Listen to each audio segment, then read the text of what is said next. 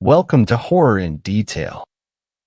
Are you ready to embark on a chilling journey into the realms of darkness, the mysterious, and the bone-chilling world of horror stories? On this channel, we are dedicated to unraveling the most terrifying tales that will send shivers down your spine. First story. This story was shared by you/no_issue_9916. I spent the weekend at my mom's friend's house. Needless to say, I won't be going back. For the sake of privacy, I'm going to call myself Howard.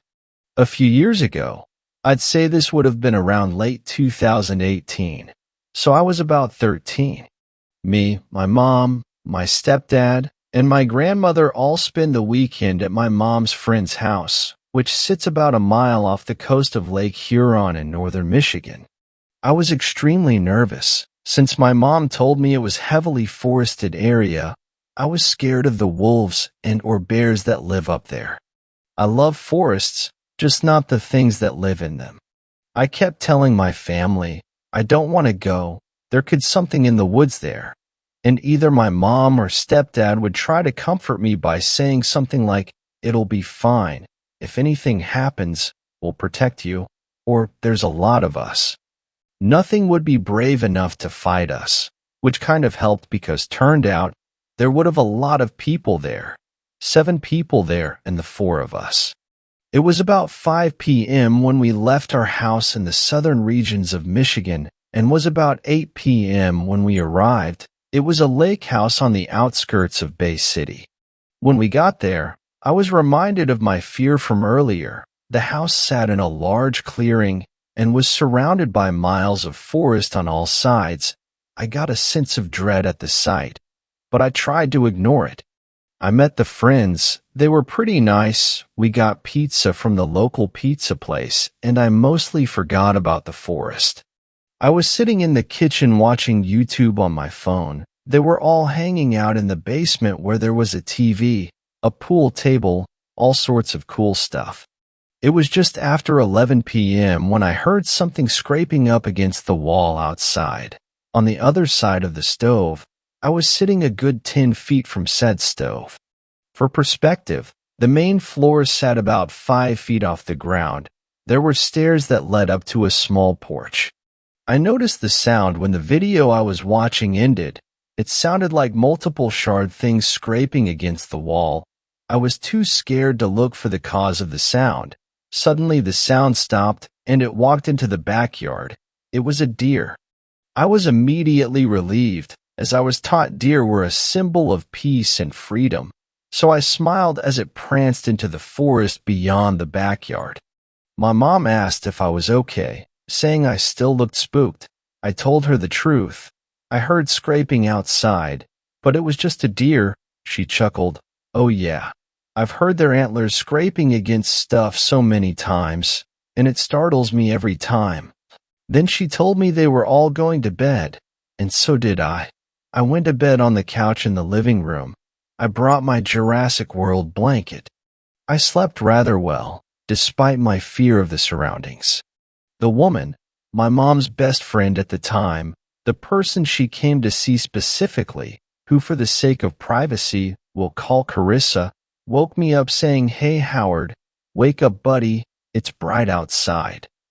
I got up rather quick since I still didn't fully trust the place.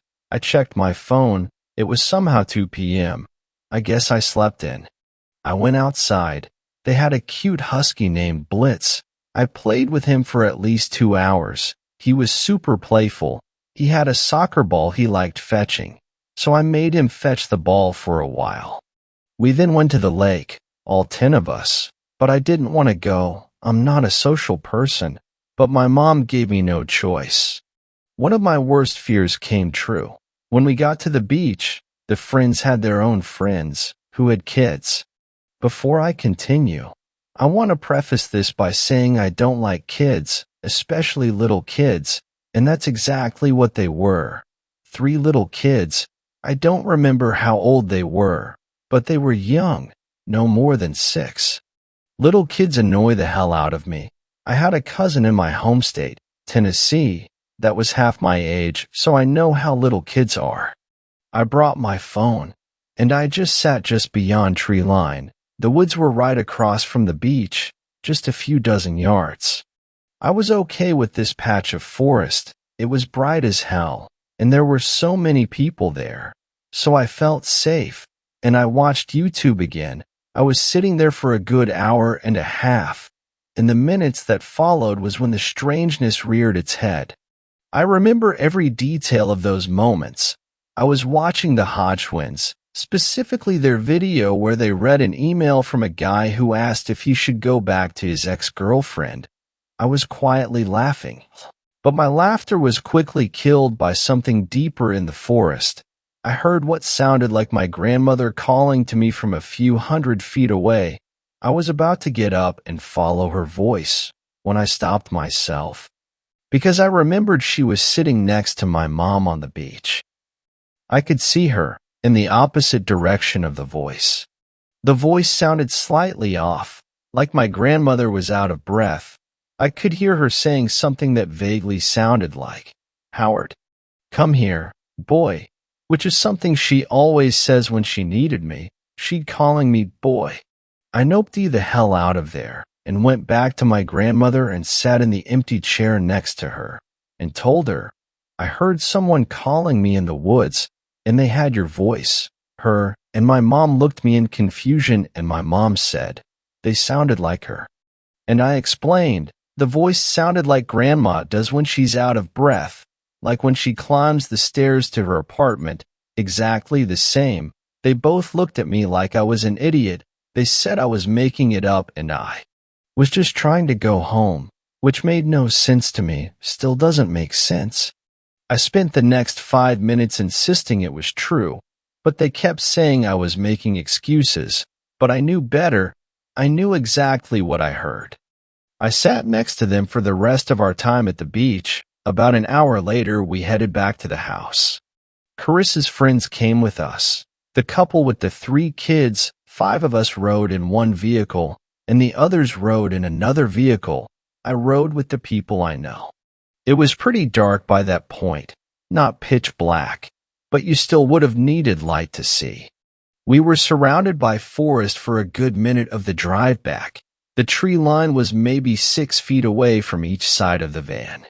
For the moment we were surrounded by woods, I could have sworn I saw a dark figure running with us just beyond the tree line, but I thought my mind was playing tricks on me.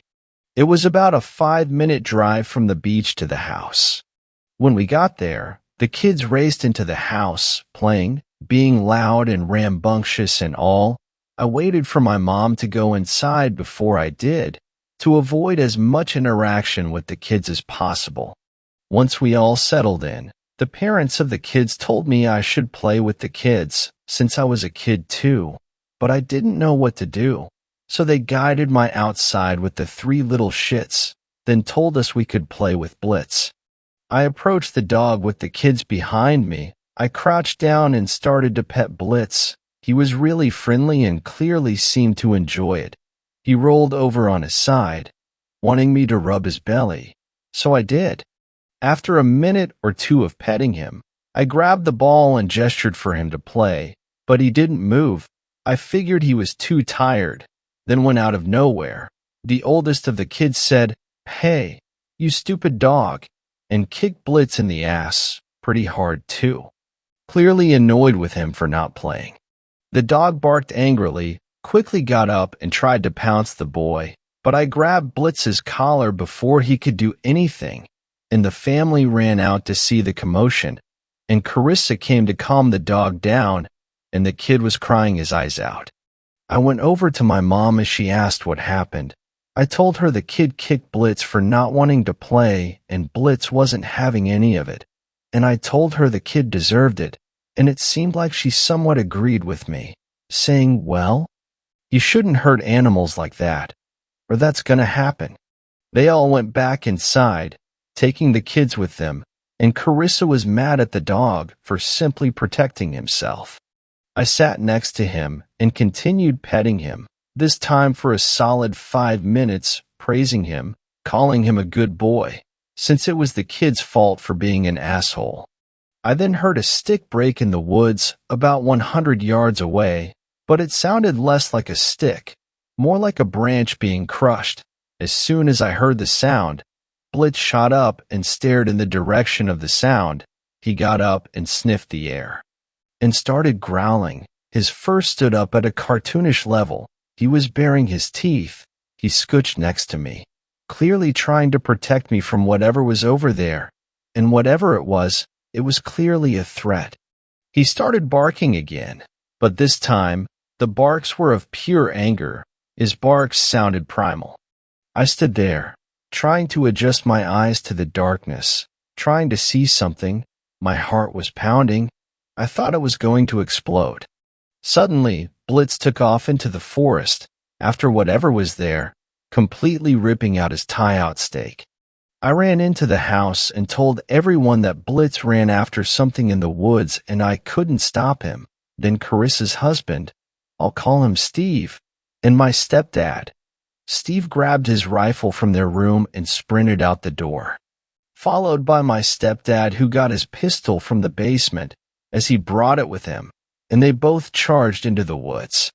They were very fit guys, so I figured they could either shoot or beat up whatever was out there.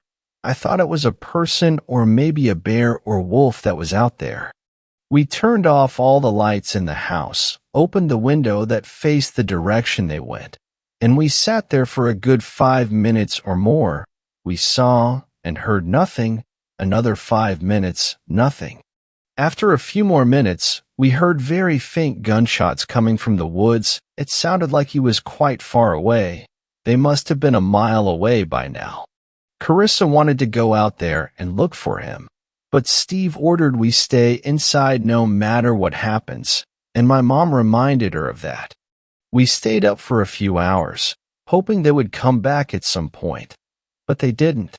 We hesitantly went to bed, and I could hear Carissa bawling her eyes out in the basement.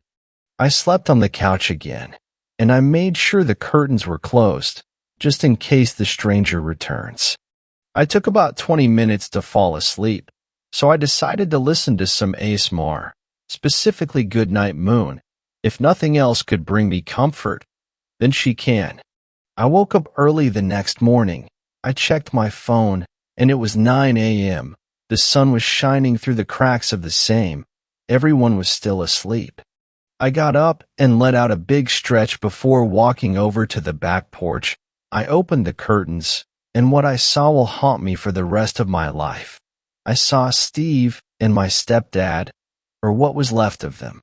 Whatever that thing was last night, whatever they and the dog went after, it tore them apart. I could barely recognize them. That's how mutilated they were. My stepdad was missing his lower half. His insides were sprawled out all over the place. Steve's throat was torn out, his legs missing, and his chest was torn open. He had huge claw marks all over his body. They both looked like parts of them were eaten by something big. I noticed all this in the split second I was staring, and out of shock and disgust, I blurted out, "What the fuck?" at the top of my lungs. That woke up everyone, and they all came running up the stairs. It felt like a stampede with all the people running, and they all saw the horrifying scene. At that moment, everyone started screaming and crying. My mom and Carissa both ran to theirs and held the two men. The mother of the kids kept them back so they couldn't see the death, and her husband called 911. After 10 minutes or so of panic, the cops arrived and we showed them the gruesome scene, and they both gagged and nearly vomited at the sight. They called for the chief and medical professionals to take care of the bodies. My mom and Carissa sat there next to the bodies, absolutely devastated, crying a river until the paramedics arrived, who then took the bodies away. The cops stayed and questioned us. I didn't hear what the cops asked them, but after some time, they started to question me, and since I'm a kid, they took their down stern tone a few notches, and they asked me questions like, "How did you discover the bodies? What happened the night before? And did you hear anything through the night?" And of course, I answered truthfully. After questioning everyone, They left, and we all sat there in dismay. And my mom broke the silence by saying, "What could have done that?" And I told her no animal could do something like that. And my grandmother asked, "Why would the thing leave them there? Is it taunting us?" And after a few minutes of discussion, we decided to Google things like biggest animals in Michigan, bear claw marks, deaths in Bay County, and turns out there were quite a few missing person reports in this area. And the victims were either found dead, found alive but injured, or were never found at all. I had a big imagination growing up, so I Googled folktales from the region, and there were a bunch of results. The Michigan Dogman, Bigfoot, the Wendigo, and some other creatures that don't fit the description of what we're dealing with here. I watched videos on some of the creatures. I watched a video talking about Bigfoot. Definitely not it. Then I watched one about the Dogman. The claw marks on Steve and my stepdad were similar but much bigger and deeper than what the video showed. Not it. I even watched a video about skinwalkers, but no, we're too far north for them. Then I watched a video about the Wendigo, and the realization hit me like a freight train. Dear Lord, I thought. I wanted to show the others, but I knew they'd get mad at me and yell at me, so I didn't tell them. I still tried to convince myself it really was just a bear, but I knew better. We then sat in silence for another hour or so. Everyone was crying except me. I didn't know Steve, and my stepdad was an asshole, so I was more shocked than sad. The silence was broken again, but by the sound of whimpering outside. We looked outside, and it was Blitz. He was hurt but alive. We all ran outside to greet him as he limped towards the house. He had a claw mark along his body. It ran along the entire side of his body, but it wasn't deep at all. My guess was he just got caught in the crossfire of the confrontation last night. Carissa and the mother of the kids both rushed Blitz to the vet.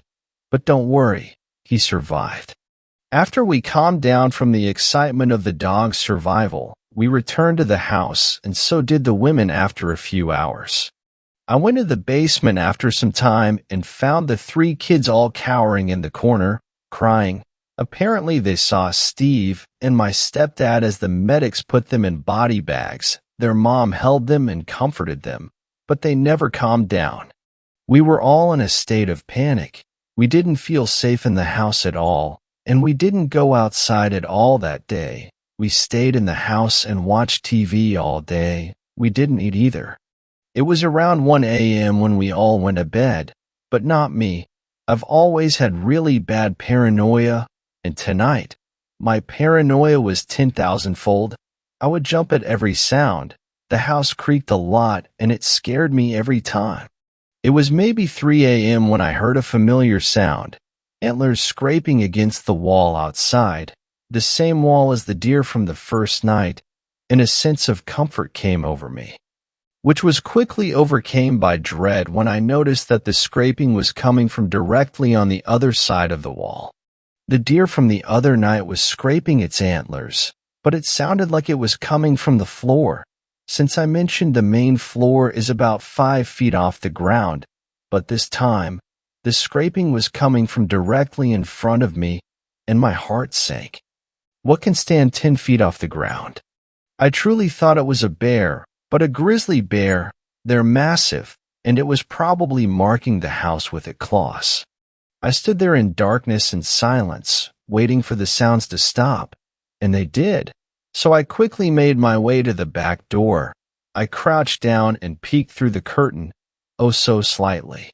Thankfully, they had lights around the backyard, along the tool shed, along the railing of the back deck.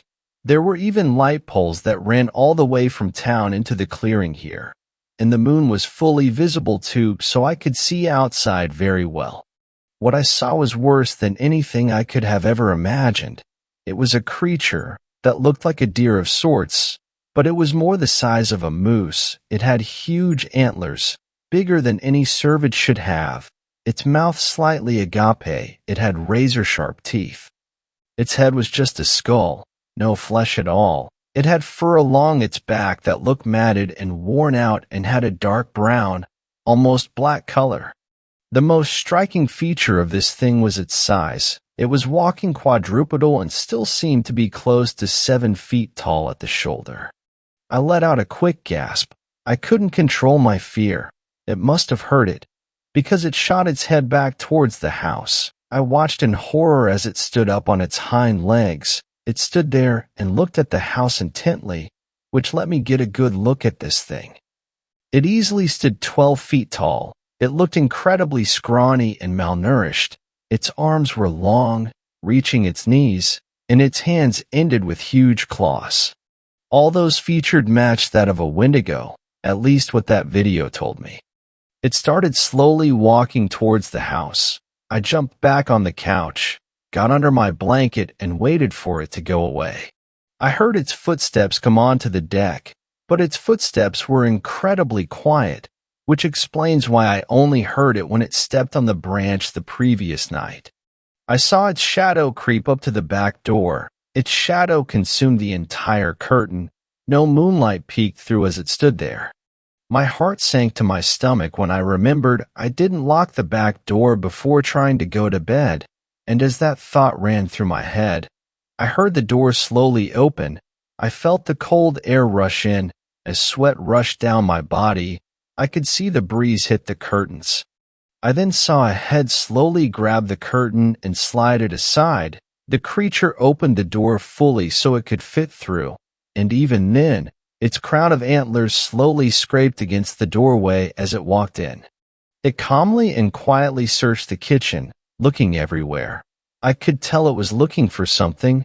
I watched it intently as it skulked through the darkness towards me. As it walked up to me, now merely feet away from me, it seemed to stare at me as if it knew I was there, but couldn't do anything. And I noticed it had a nasty bite in its neck. Blitz damn near ripped its throat out the previous night. It had this awful smell of death, like rotten meat and shit mixed together. I could barely keep myself from vomiting on the beast. Then it did something that surprised me. It extended its hand towards me, not like it was inspecting me or toying with me, but it reached its hand out like it wanted me to take its hand. But I learned from the video that the Wendigo loves to trick people. So I just sat there, frozen in fear. I stared at it, its hand still extended.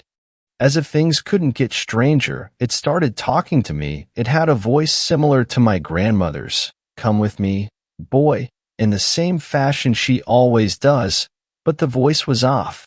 Instead of sounding out of breath, it sounded annoyed, like how she would sound if I was taking too long.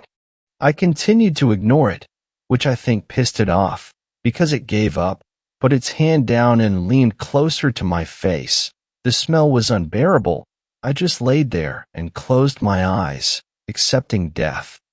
I felt it open its nasty maw to do me like it did Steve and my stepdad.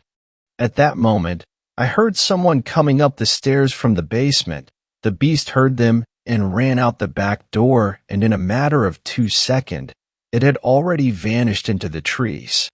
When I got up to close the door, my grandmother and my mom both appeared behind me. My grandmother said, "Why is the door open, boy?"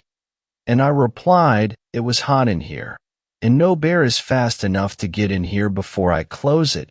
They both stood in the kitchen, getting something from the fridge, and I noticed the beast left a little bit of blood on the floor, which I quickly wiped up with a paper towel, and thankfully I got rid of it before they saw it. If they saw the blood, there's no way I could have explained myself. They don't believe in monsters.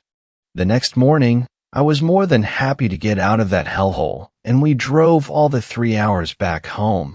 I can't believe I met the Wendigo. Nothing in my entire life will ever come close to being as scary as that weekend. A few weeks later, we had a closed casket funeral in Grand Rapids, and my mom stopped talking to them after that. I guess there was just too much trauma between them, but they let us a blitz after that, since our place was much more remote than their place. His scars have healed since then, but his fur is a slightly different color where the scars once were. What was crazy is that about a month after the funeral, Carissa and the whole family went missing overnight. Her friend, the friend's husbands, and the three kids. Apparently their disappearance was discovered by the same cops that they called that weekend. We read the missing persons report, and all that was found was a blanket and a shoe that belonged to one of the kids. The house was resold about 2 years ago. God forbid the new family has a run-in with that monster. Second story. This story was shared by you/SnooHamsters5656. There's something in the forest. I used to live in Texas countryside. Duncanville, I would say. This happened in 1992, so I might have imagined the whole ordeal. I was always near my parents' house, rarely straying away from it. I had, for whatever reason, to venture out into the wilderness and explore it. There was a forest by the house, where my dad would let me go in order to get a little exercise. The sun was out, the birds were chirping, and the shriveled leaves were swaying in the gentle breeze. I picked up sticks from the ground and swung them at the trees. This was something I did almost every day in the summer. If I wasn't doing that, I was playing Super Mario World with my brother on his SNES. But we never could beat it. It was frustrating. We'd take turns trying to beat it on the same area. It didn't help that we'd take turns and then get mad at each other when one of us would die. Other than that, we were pretty good with each other. Walking outside one day, I followed the path until I saw something pale red at the end. Surrounded by a chain-link fence and rusty cars was a barn. It contrasted so much with the trees, it didn't look like it belonged. I cautiously walked towards it, suspicious of what it was. The large wooden doors loomed above me, like a Lovecraftian monster's maw. I look in front of myself. The door was chained shut. I was wondering what to do with it, maybe cut it open or rattle the door. I was about to leave, but I heard the chain move behind me. I looked back. A bloodied ID card fell from one of the branches above me. I stepped back in shock. It said Stuart Varland. I recognized the name. Stuart was a family friend, a police officer, along with my dad, and had disappeared recently. I heard the chain again, flinched, and stepped a bit closer. The door was almost open, only stopped by the chain. Gargantuan hands were trying to pry it open. I'm pretty sure I was hyperventilating at this point. I started running, but tripped and fell. I backed myself up against a tree just before the barn door was busted open by a giant beast. I remember seeing it for one brief moment, that horrible dark shape, shrouded in the darkness of the barn. It just stared at me. I was terrified, frozen in place. It wouldn't move or acknowledge me at all. It was wearing riot armor and remnants of a shirt. The monster looked around and saw me sitting there. It gave a deep, throaty roar, one that continues to be stuck in my mind to this day. It charged towards me, and I just barely dodged. I ran back to my house, the thing still following me. Or so I thought. I looked back, and it was just gone. The barn and everything was still there, but the creature was nowhere to be seen. My dad opened the front door, probably about to get me for dinner. He brought me inside to the kitchen table. 4 plates of Salisbury steak, peas and mashed potatoes were on the table, and my brother and my mom were already sat down. We all ate in silence. Almost immediately afterwards, it was time for me and my brother to go to bed. I told my brother good night. He nodded and smiled. My mom came in and gave me a hug, just barely cheering me up. It took me hours to fall asleep completely, because I kept having nightmares. Sometimes, I still wonder, is it still out there? Third story. This story was shared by you/large_staff_4750. Stories of the X-Battalion, the Black Forest. So, I'm a soldier, part of a task force that doesn't exist. It is kept that way to protect the interests of the people of my country, aka They don't want people to panic. I was part of the regiment designated to guard an area of forest known as the Black Forest. It's called that way because almost no light can get through it, and thus the things that are in it don't experience light often, and thus rely on sound. I was tasked with taking 20 other men into a recon mission deep into the forest. This would have been a 5-day mission. On the first day, 2 men disappeared. We heard a shout from behind and 2 at the back were gone. We would find them on the way out. They didn't even have time to shoot their guns at them. We pushed on to discover what we could hear. As the night fell, we began to make camp. It would turn out that they preferred non-moving targets, and thus we were targeted. 2 more died then. Our radios cut out that very night. We didn't realize this until the next day at its end, when we were supposed to sign in with the base to confirm that we were alive. During the day again, nobody was taken, but that night we saw what it was that was stalking us. It was vaguely humanoid, but elongated ears and a perfectly smoothed out face, other than its barbed mouth. We saw it then because we stumbled into its den. A soldier suggested that we tried to sneak up on it and take it out. He tried, but was quickly heard, and then we saw what it did to those it caught. It ripped him, limb from limb, and we only heard the screams end into gurgling in what I can assume is his own blood, until the radio as he died. We, all 16 of us, all decided to spend the night, thinking that it wouldn't think to hunt so close to its den. We were sorely wrong. 5 men died that day, and the rest were left shaking and huddling close to their guns as if it were their last tether to reality. The next day we ran back to the camp, making it about 3/4 ths of the way there, before night fell. This time, all 11 of us didn't sleep. We huddled around each other, all preparing to fight that thing to the death. 3 more died, but we managed to injure it, and now it has some new scars to remember us by. We made it to camp, and we were all taken to the medics, who checked us all for injury. Apparently 3 of the men had a marking on their backs, claw marks. It had been toying with us some of the nights. I have since requested a transfer to a different guarding post, now guarding another thing I can't say, or else I will be thrown in jail. NCO agreement, or my country's counterpart. I will be answering questions, if there are any. I have more stories, but that is for later. Bye. 4th story. This story was shared by you/Morpherman. I always read stories about skinwalkers, now I've killed one. I always read stories about skinwalkers, now I've killed one. I remember back when I was a high school kid reading creepypasta stories on /x/. The skinwalker ones always stuck out to me. You know, the ones where the people are in some remote location, then one of them disappears for a bit and comes back different. Then starts BAAING like a goat, and they run away blah blah blah. They're all similar, but I found the idea so interesting. Creepy goat beasts that pretend to be human? Sign me up. My only problem with the stories are how helpless the people always were. Sometimes the people would fire a shot and all it would do is slow the creature down. Fair. But first they would take too long to figure out something is up. Or they would just try to run and hide. That never worked out. I'll admit, skinwalkers are damn scary. I know now from experience. But I also know the only way to beat one is to fight. I do have something to admit. I was a serious addict at the time. Not to one particular thing. I just didn't want to be in my own skin.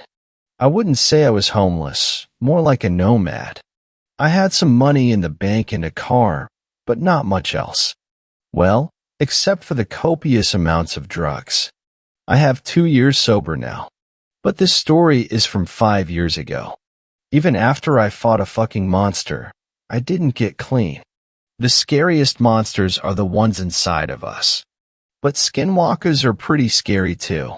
Here's my recount, to the best of my memory. It was raining in Detroit.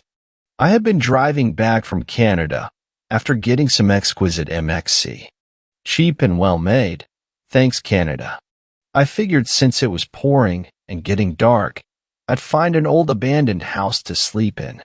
I drove down a few of the roads in the outskirts of the city, dilapidated houses on both sides of me.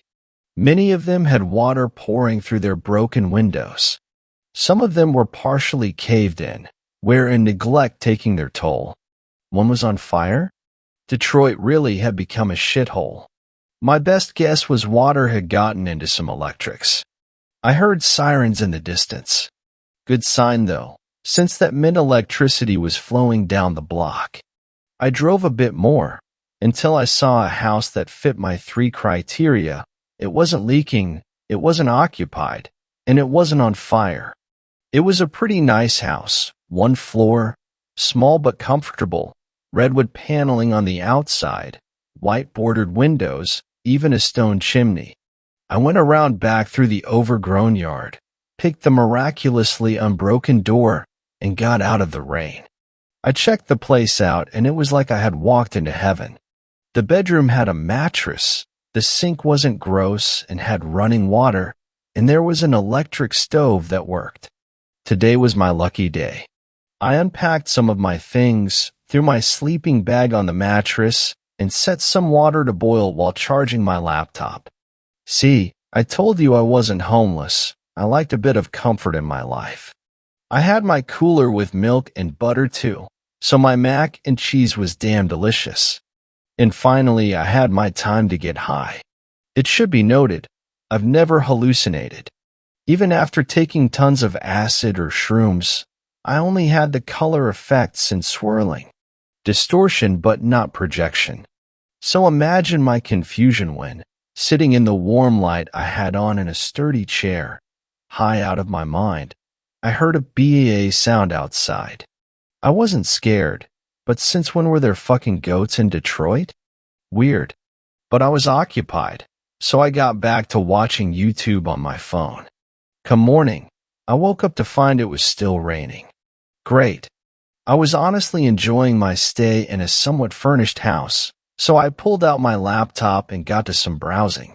Of course, I helped myself to ingesting a bit more MXC, plus a bowl or two, and I was quite content. Then I heard a knock on the door. Fuck. We'd always made me paranoid, and while it was slightly negated by the MXC, being in a house I had technically broken in to put me on edge. I hoped to God it wasn't the police, but I answered the door nonetheless. There stood a man, soaking wet, clearly high. I thought, hey, unless this guy shanks me, we could be best buddies. He wasn't intimidating, a bit shorter than me and scrawny, with unmatched shoes a size too big and uncut scraggly hair. Hey boss, help a guy get out of the cold and rain for a bit. I said sure, who was I to say no? It wasn't my house, and we exchanged some pleasantries as he came in. I don't think he was in any state of mind to determine that the house had clearly been abandoned, but even if he was, he didn't say anything. He just sat down in a chair and rode whatever wave he was on. I continued my own browsing, taking a bit more MXE out of sight from him than offering him to smoke. He happily obliged. I figured another druggie wouldn't care to steal some guy's weed. But a white powder? Even I'd steal that if I saw it. A few hours passed and the rain let up. He thanked me, got up, and left. Another human interaction with no trouble, a win in my book. Since it was around 5, I made myself a cup of ramen and continued on with my never-ending journey of dousing my self-loathing with chemicals. I threw down a bottle of cheaply acquired Robitussin to add to my high, and waited for it to hit. Once the hour of waiting was up, I felt the new sensations flowing through my veins, and lay down to get through a bit of nausea. As I was lying there, something passed through my peripheral vision outside. It almost looked like a goat. I wasn't going to be getting up unless the bed under me was on fire, so I stopped caring. Then came the BAA again. My mind, neurons now shooting quickly in succession to recognize any pattern, went right to the stories of skinwalkers. I vividly remembered everything and a part of me, a small part, wished that I was dealing with one. I fantasized about being in the woods, seeing a friend come back as something wrong. I went through the possibilities, how I would handle it. Plans and plans ran through my brain. Setting wild booby traps, shooting it with a machine gun, and many more I don't remember. Eventually, I fell asleep. The next day, I felt like absolute garbage. My stomach couldn't handle an entire bottle of cough syrup like it used to. Now I know that I was getting stomach ulcers, but I was still in the midst of my addiction then, so I didn't really care. I drank some milk and took an Alka-Seltzer, popped a few Xanax, and passed out for the next 16 hours. I woke up to loud knocking on the door. I tumbled out of the bed, headed to the door, then noted, it's pitch black outside, raining again, and I don't actually live here. Who the fuck could that be? I got to the door and tried looking through the peephole, but couldn't see a thing. Then I heard the knocking again, loud and fast, like it was an emergency. I popped back to where my bag was, grabbed my admittedly crummy old gun, and pocketed it. Then I opened the door. There stood the man from the other day, drenched again, looking down at the ground. I asked him if he was okay, and he slowly turned his head up. He locked eyes with me, and a shiver went down my spine. Something was different. "Hey boss, help a guy get out of the cold and rain for a bit," he said as he did the first time, but the slur of his words was gone and his voice had this strange nasal sound to it. Against my better judgment, I let him in. He walked rigidly now, much less talkative. He sat down where I offered and just stared at me, like I was something novel, like I was something different. I packed and lit up a bowl since he was seriously making me uncomfortable. Then I offered it to him. He stared at me like I had two heads, then took it and inhaled, mimicking me. That was a bad idea. I quickly noticed a few things. He was now coughing so hard it looked like his face was about to come loose. Then it did, like a kid wearing a Halloween mask that slid to one side. His pupils turned into rectangles, and his hands had ripped open, peeling back like a banana peel, revealing claws. I had just gotten a skinwalker high. I stared at him, at it, dumbfounded for a second, before the primal part of me took over.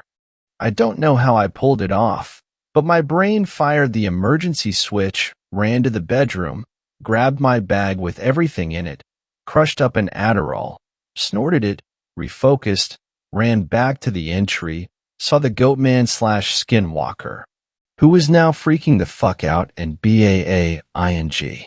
Bony protrusions had cracked up through his spine. His clothes had almost ripped entirely off.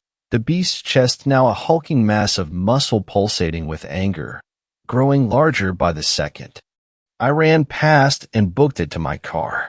I threw my shit in the car, and my brain was on ultra speed. Would driving work? No, those things always catch up in the stories. Gun? Not my piece of shit. Fire? Fire would work. I grabbed my spare can of gas from my car, cheap gas in Canada. Stock up while you can. Booked it back, and hoped to God that thing hadn't regained its senses. When I entered the door, I realized it had, and it was pissed. The now-huffed monstrosity charged right at me, swiping with its claws. It grazed my side, sending searing pain through my synapses. I barely managed to hold onto the can of gas and tumbled into the bedroom, directly onto the bed. I was apparently bleeding more than the pain was telling me, because I slipped a bit in puddle of my own blood trying to flee to the opposite side of the bed, away from the monster now barreling through the doorway. I flipped the mattress with my sleeping bag up, and the thing started shredding it. It was making unholy screams now, like an elephant was giving birth to a goat that was being mauled by a lion. I managed to pour the gas onto the mattress with one hand, bracing the mattress between myself and the certain death right behind it. The goat beast didn't seem to care, getting covered in gasoline, mattress material, and sleeping bag foam. I let back on the mattress a little, just enough for it to push forward hard. Then I pushed back harder. So hard I broke my wrist. So hard I sprained both ankles. It didn't expect the life and death Hulk strength and flinched for only a second, but I used that second of fear and drug-induced time dilation to smash through the window behind me. Without even thinking, I flicked open my lighter and threw it in the window. Within a second, the room was up in flames. After I ran to the curb, I looked back inside. What I saw in the window was my proudest moment. The monster was engulfed in flames. Not only had the gasoline caught, but the foam and other material had stuck to it and was rapidly searing off skin and muscle. The thing was screaming. It was dying. It was the most metal thing I had ever seen. I took a sigh of relief, then noticed a cool feeling on my leg. I looked down to find an absurd pool of blood under me. The pain hit. I passed out. I woke up in the hospital. Apparently, firefighters had found me.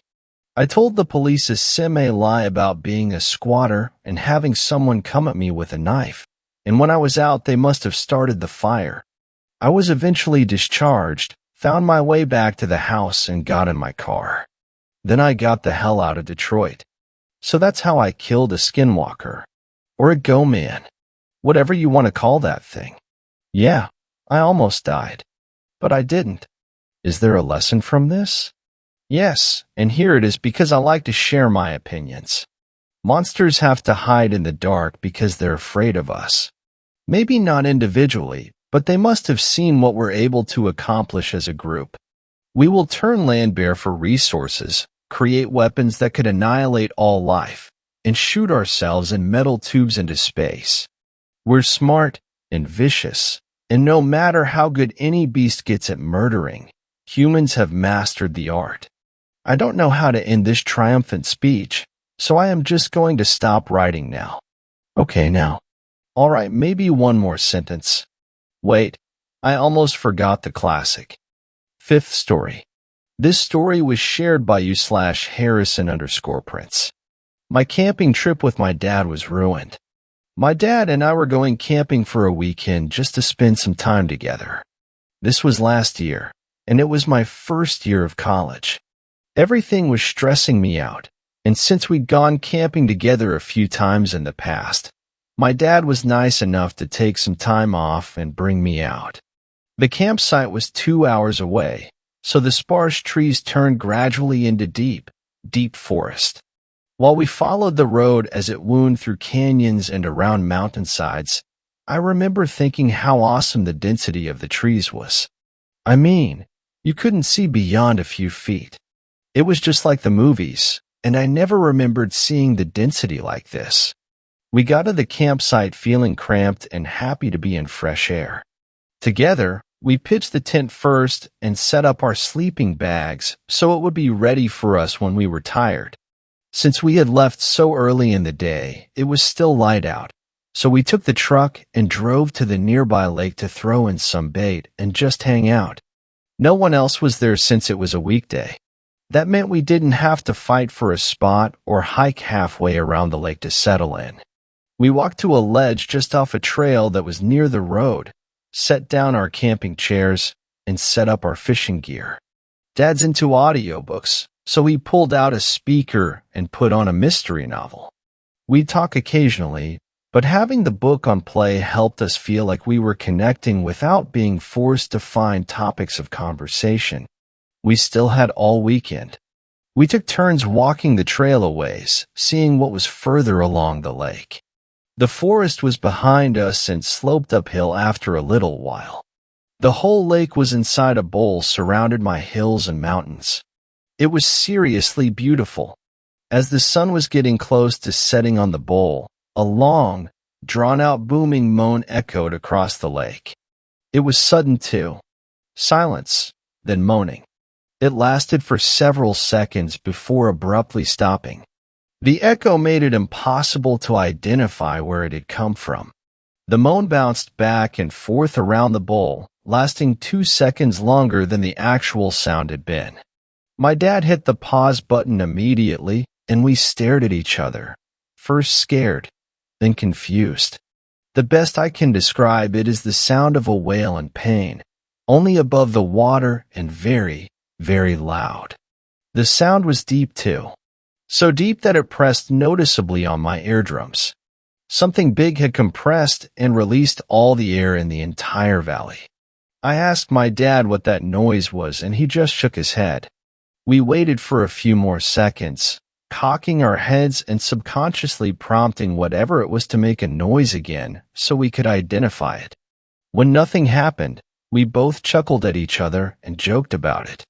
My heart was still pounding pretty hard, but I began to relax. We reeled in our hooks and started putting everything away. I was arranging everything in the tackle box when the booming moan came again. I watched everything in the box make a noticeable jump, as if a gust of wind had swept across the whole box. I remember looking up at my dad, wondering what sound could do that, and I saw him looking out over the lake.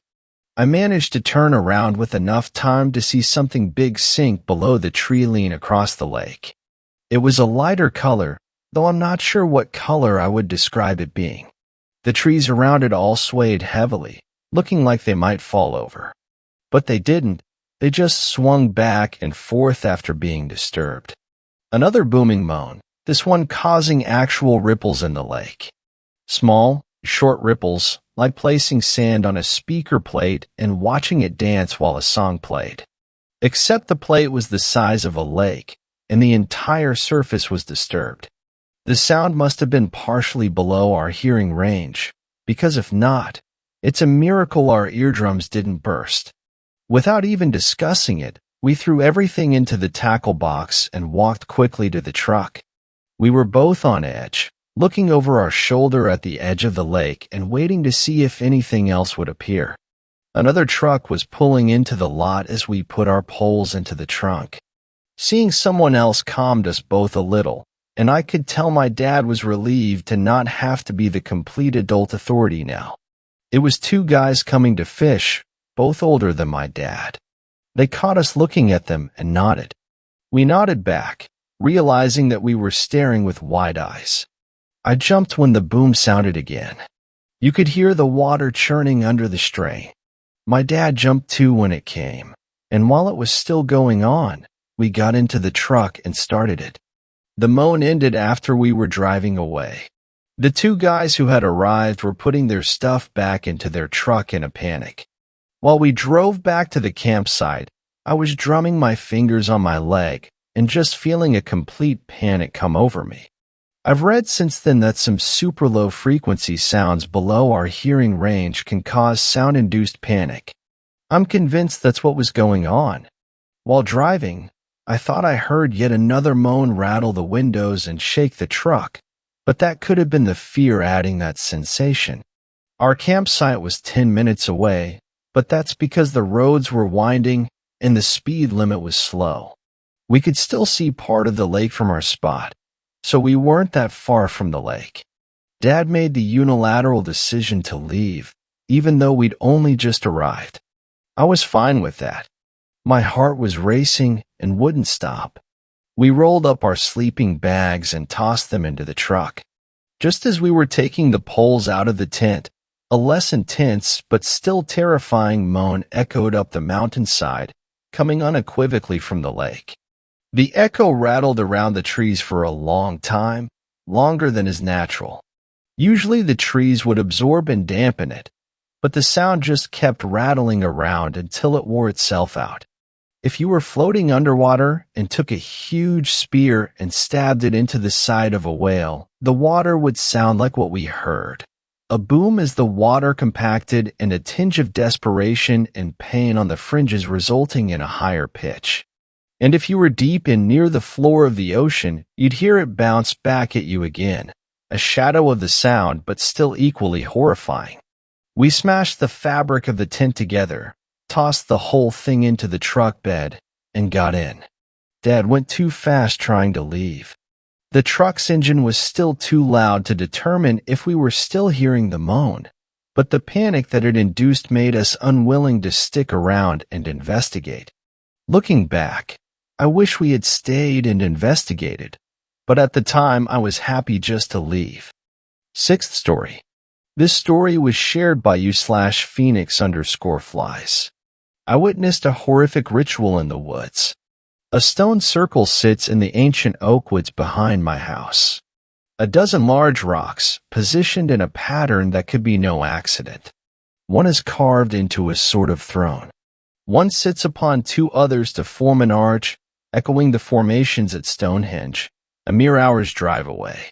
I used to play there with my older brother until he was tragically taken from us. Perhaps too young to fully comprehend his loss, I returned to the stone circle daily, playing with my imaginary friend in his stead. Doghead was the name I gave him, inspired by a rather obvious feature my young imagination had conjured up. In my mind's eye, he had the energy and affection of a puppy, and he was as close a companion as a lonely young boy could ever hope for. We used to play for hours, safe in the knowledge that home was the only house for miles. My parents were distant and self-absorbed throughout my childhood, and the loss of their eldest son, their golden boy, only turned them colder. They were whisked away to join him by a devastating car accident when I was 19. The house, the surrounding land, and the stone circle in the woods, it was suddenly all mine. It was finally as empty as it had always felt. Those first few years were strange. I had been relatively self-sufficient for as long as I could remember, so my day-to-day life changed little after they died. I worked the same job, writing copy for websites and magazines from home. I ate the same food, groceries delivered weekly. It took a long time to get used to living without their influence, without their perpetual misery. As time went by, I became more comfortable in my own skin. I left behind the cowering, appeasing child. I shrugged off the expectations and the aura of constant disappointment. I started learning who I was, and I grew to like it. And I forgot about the stone circle in the woods behind the house. The forest itself is sparse. Each wizened oak tree stands at a respectful distance from the others, as if honoring some ancient acorn pact. Their high canopies dominate the sky, permitting precious little sunlight to filter through their leaves. Below, the prime soil was claimed by their web of roots long ago, leaving few resources for competing flora. The only bushes daring enough to challenge the monopoly of these giants are holly and gorse, their sharp leaves offering refuge to songbirds and scavengers alike. Sparse though these woods are, they are far from lifeless. At night, however, the woods don a deathly disguise. Save for the eerie breeze shuffle of the leafy canopy, an unnatural stillness hangs between the trunks like a thick fog. The distance between each oak lends a feeling of being exposed to all directions, carrying light further than might be expected, which is how I was first enticed by the glimmers I saw from my bathroom window. Half asleep and wishing to be fully so, I had neglected to turn on the bathroom light. If I had so much as flipped that switch, the subtle flickering outside would have gone unnoticed. The horrors of the night now seared into my mind would have gone without witness, and I would soon have fallen asleep safe and untroubled. Instead, I slapped myself awake and threw together a dark outfit, pocketing a torch.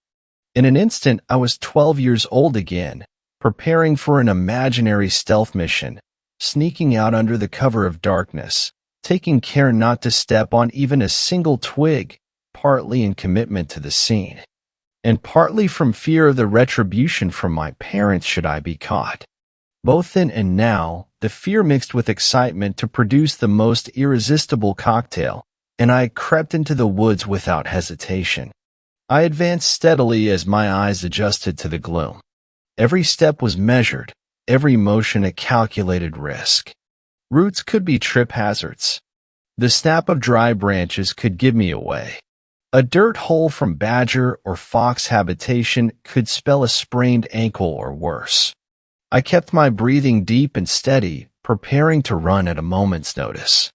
Peering around trunks as I pressed into the woods, I followed the light while keeping to the shadows. As it drew me on, I realized it must originate from more than a single source. I pictured a forest fire, but there was no smell of smoke, no crackle of caught bark. A bizarre sound made me stop dead, pressing my back against the nearest tree. It was deep, guttural, and reminded me of videos I'd seen of Mongolian throats singing. The low vocal rumble rolled through the forest, several voices combined into a loud and stirring chord, which I felt take a firm hold of my ribcage. As suddenly as it had begun, it stopped. I listened intently for any other sound and could faintly hear a single voice, monotone and slow, but I couldn't make out the syllables. I peeked cautiously around the oak and began deeper into the woods. It wasn't long until I saw the source of the light. Dozens and dozens of blazing torches, easily 100 or more, each mounted on a stake driven into the ground at an angle, the flames directed outwards as if to ward off the forest itself. The torches formed a wide circle in a clearing, within which stood a host of robed figures, heads lowered. Each crimson robe was uniformly embellished with gold borders and detailing, mirroring the flames that danced around them. I saw the torches first, then the people. Then I saw the stones, and my breath caught in my throat. The gathering had taken place on the ancient playground of my youth, within the stone circle I had long since forgotten. Far from respectful occupiers, however, for of these cloaked intruders were painting symbols and sigils onto the bare, pure rocks, a bucket of red in one hand and a paintbrush in the other. A network of circles, curves and crossed lines already adorned most of the rocks. They were nearly finished with their task. I watched them corrupting my childhood one brushstroke at a time, and fought hard not to yell. This felt like both a deeply personal attack and a sacrilegious transgression all at once. I wept in silence as I watched them complete their work. I was struck by a vivid memory of my brother sat in the chair-carved stone, bending to tap a stick onto each of my shoulders in turn. He was king that day, and I was being knighted to protect the realm. For hours, he would point out imaginary invaders and threats to the kingdom, all trying to break into the sacred space of the stone circle, and I would charge into battle, bellowing as best a boy of 7 could, swinging a branch to fend off foes on all sides. I chided my childish stupidity. When outnumbered, as I was last night, self-preservation comes first. Bravado without caution would be suicide. One of these interlopers was standing on my brother's throne, arms outstretched, addressing the others like a priest leading a congregation. His was the voice I had heard, though too quiet to discern from where I stood. I had to get closer. The group was focused on his speech, I reasoned, and any subtle motion I made in the shadows of the forest would likely be lost among the flickering torches. Light on my feet, I pressed even closer, crouching to take cover beneath the spikes of a holly bush with an oak to my side. I was mere feet from the edge of the clearing, but confident in my concealed position. No further, I told myself, either remain or retreat. I was close enough to hear the speech, but its meaning was lost to me. It clearly wasn't English, but sounded like no language I had ever heard. There was a guttural, stern tone to it, almost Germanic, but the syllables weren't recognizably German either. Percussive sounds punctuated the phrases, sometimes a click, sometimes a hacking noise like the speaker was clearing his throat. The structure of the speech was alien to me, and although I couldn't hope to comprehend its meaning, I was enraptured. It felt as if he was speaking from beyond himself, from somewhere far older than any tongues remembered or recorded, channeling verses written before writing. The crowd was similarly captivated, hanging from his every utterance, all except the 4 painters and one man in the middle. This man, I saw, was unrobed. Rather, he was naked and kneeling, his wrists bound behind his back, eyes wide with impassioned pleading as the priest figure continued. His head was shaking back and forth, as if to deny every utterance of the speech. The scene put me in mind of a trial, perhaps for some pagan or shamanic cult. I know little of such beliefs and values, having led such an insular life, so I had no real frame of reference, but the whole display felt sinister and sickened me. It came again, the sound which had shocked me earlier, that low, rumbling chord, now revealed to originate from the throats of the entire congregation acting as one, triggered by something the throned figure had said. He sliced a hand through the air, and the tone ceased immediately. Another hand gesture, and it began afresh, a slice, and it stopped. This on and off routine repeated, its conductor picking up the pace steadily from labored to frenzied. The bound man was clearly terrified, his pleading eyes darting from figure to figure, each swept up in this guttural chanting crescendo. Dark red streaks painted his face, from his eyes down to his chin. With a final swipe of the priest's arm, the group fell silent. A beckon of his hand, and two of the hooted flock hauled the bound man to his feet, dragging him towards the stone chair. I could hear him straining and groaning through closed lips. As he was brought before the priest, I saw his mouth had been sewn shut with a tight web of cord, his lips turned inwards. Those red tear streaks he wore were colored by dried blood, his wide eyes unable to close without their lids.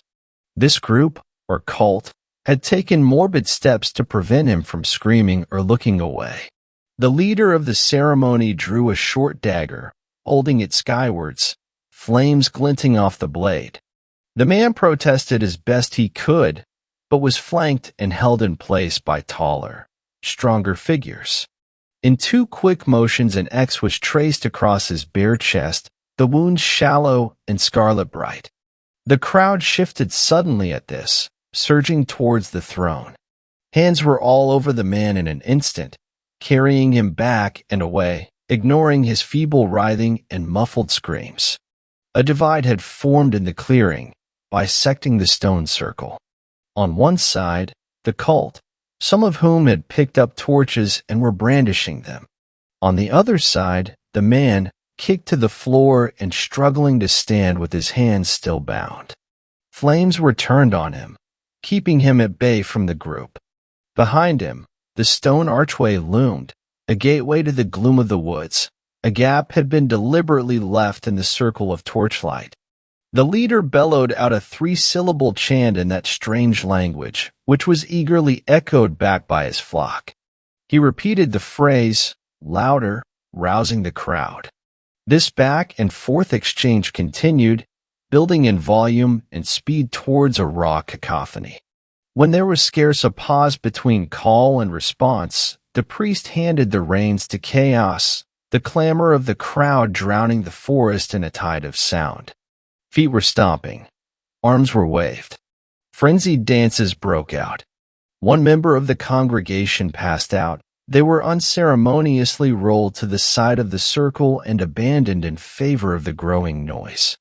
I lay flat under the holly bush with my hands clamped over my ears, such was the sheer volume before me. As painful as the sound was to bear, I couldn't help but find their primal passion compelling. I should have left them to their devices. I should have made a break for home while they were so deeply distracted. They stopped, as one, falling completely silent. The sense of euphoric elation had collapsed, giving way to a nervous foreboding. Heads turned anxiously from side to side. The group huddled, gathering in closer towards the stone chair. The bound man was making his way towards them on his knees, straining to force pleas through stitched lips, but was kept back by the torch-bearers.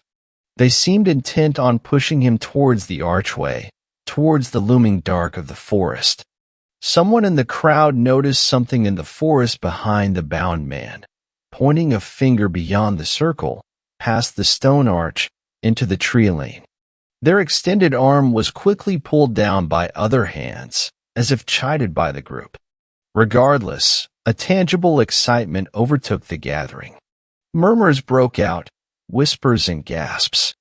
They pressed back, even further away from the bound man and the stone archway behind him.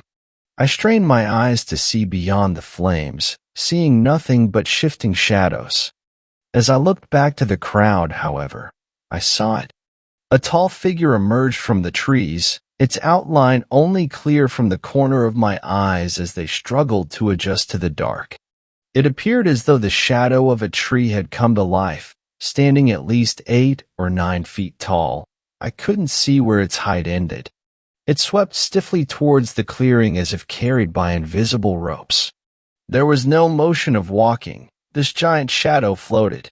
It stopped at the edge of the clearing, where it should have been bathed in torchlight. Instead, it was a void, a vertical black hole, seeming to drain the light from the woods around it. As I tried to make sense of what I was witnessing, this floating shadow was passed by a second. They moved alternately. One stopped as the other advanced, carried in sweeping motions. As they drew nearer to the stone circle, the bound man turned his begging towards them, throwing himself down, his blood-stained face against the thin grass, his frame racked with wretched sobs. He was hoping or praying for mercy. None came. Without warning, his torso was wrapped in giant fingers of that same vacant darkness. He was snatched through the archway in barely a breath, out towards the treeline, and lifted high over the stones. His legs kicked at the air, finding no purchase. As he was held aloft, I gleaned a sense of the scale of the creature before me. It was, I now saw, a single entity. What I had identified as 2 figures earlier were merely its shins.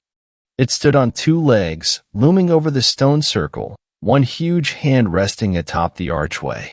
Light failed to adhere to its form, offering only a silhouette to interpret against the backdrop of torchlit oaks. It had moved in complete silence, despite its size.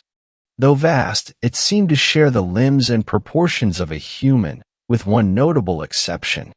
I felt my heart stop dead as I looked up into the canopy of leaves, and recognized the outline of a forgotten figure from my own past, looming over the stone circle in which we had played so long ago.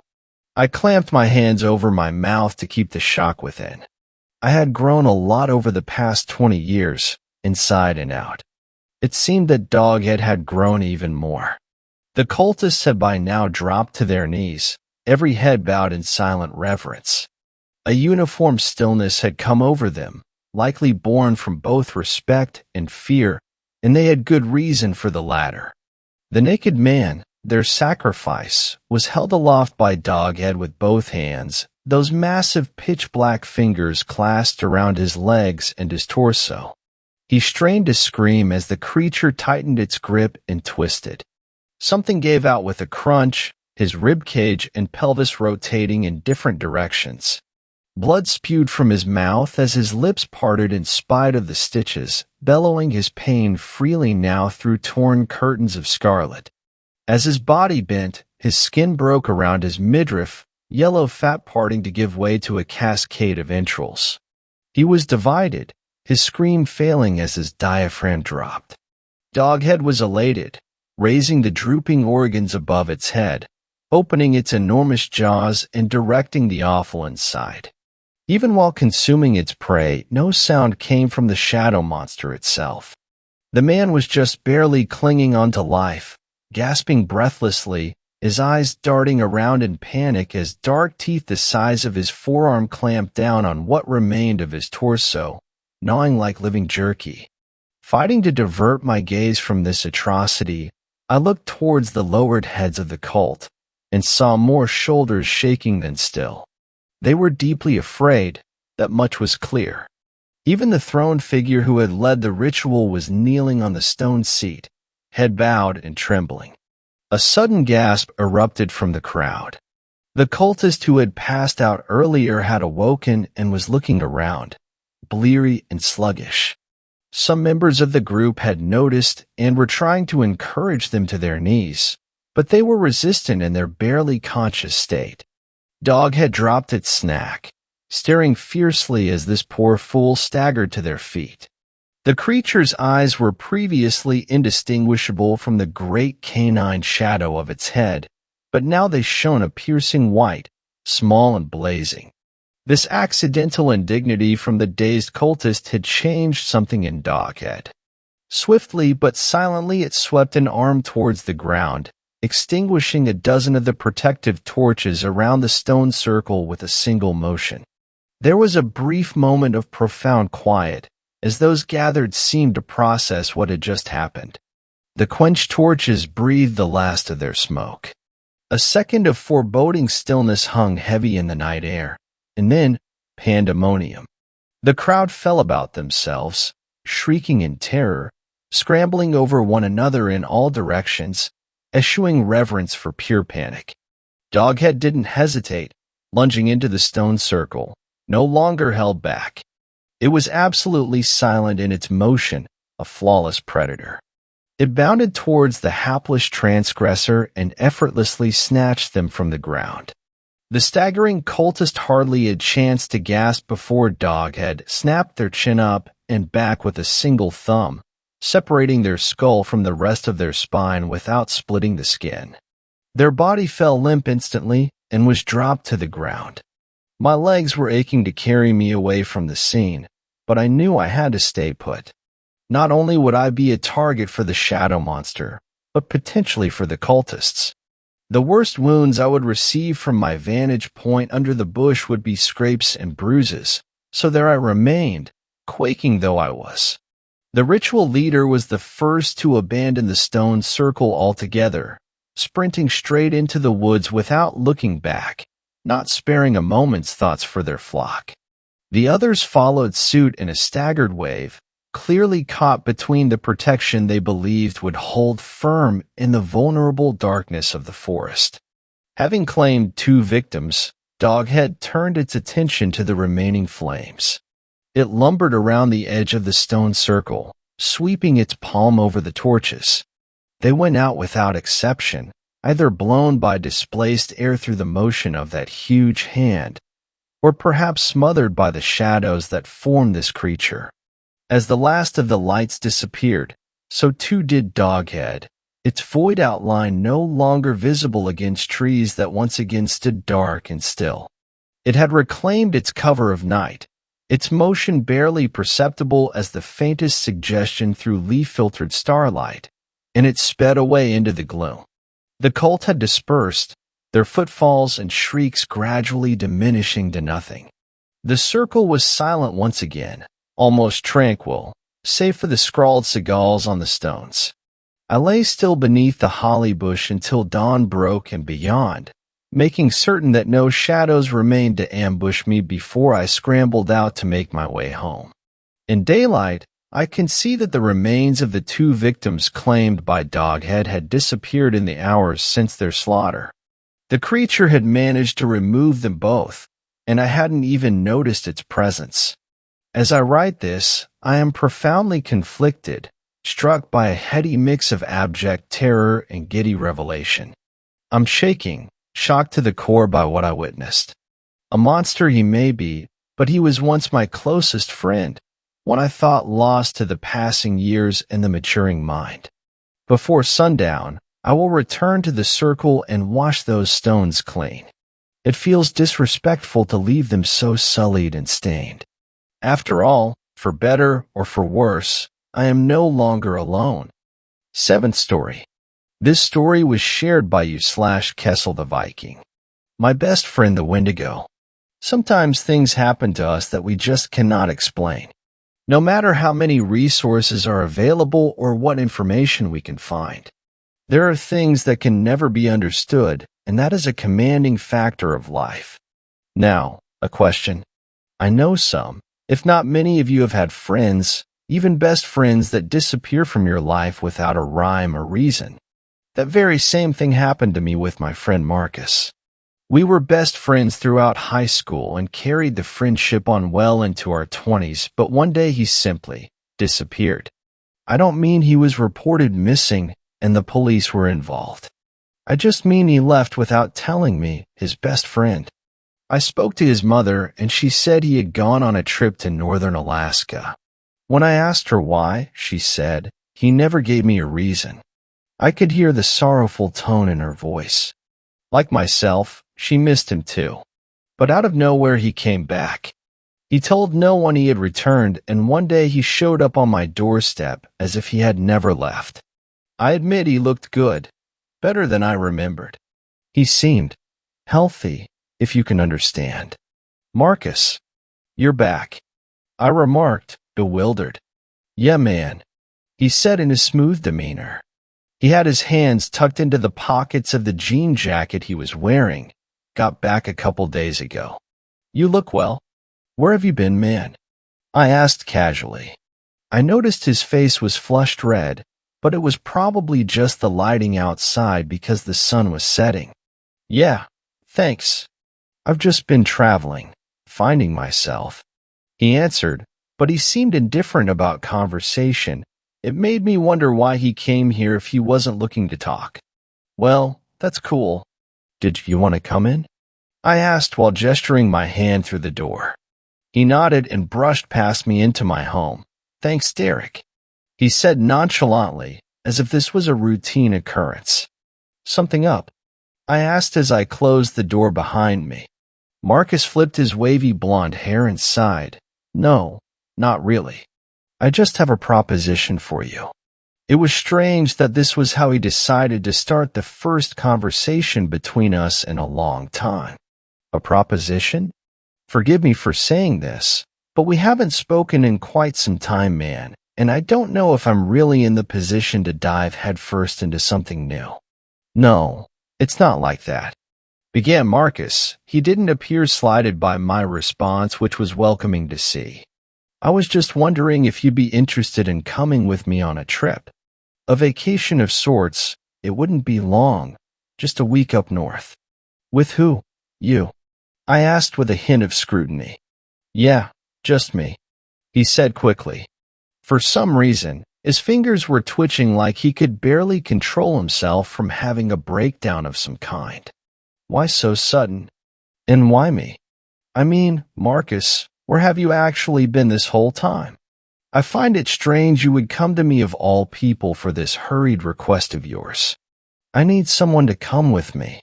It's important that you understand, Derek. I'm not the same person I was when I left. I am something much more unique. But I cannot be left to the masses. I must be quelled." He was speaking in completely vague sentences, the context of which I couldn't understand. "I have to be honest with you, Marcus. I don't know what the fuck you're saying to me right now." I wasn't going to lie, but I saw a slight shift in his eyes upon hearing my candor. He sat down in my recliner and clasped his hands together. "Listen, are you in or not?" He wouldn't even look me in the face when he asked. He simply hung his head with his eyes on the floor. "Well, I don't know. Where would we be going exactly?" "A cabin up north. Once we get there, I'll give you a list of instructions that you must adhere to. I promise you will understand." I took a deep breath. Clearly, Marcus was in distress and needed help. I wasn't going to leave him to fend off against whatever demons were riding his shoulders. I figured he had become an addict and wanted someone to look after him while he got himself cleaned up. "I suppose," I said quietly. "Awesome. Thanks, Derek," he said hastily. "You won't have to pay for anything. I've got that all covered.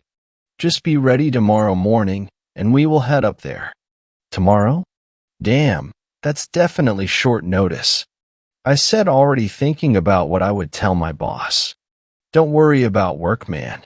Just trust me, even if you've never trusted anyone," he remarked as if he read my mind. He then stood up and began walking to the door.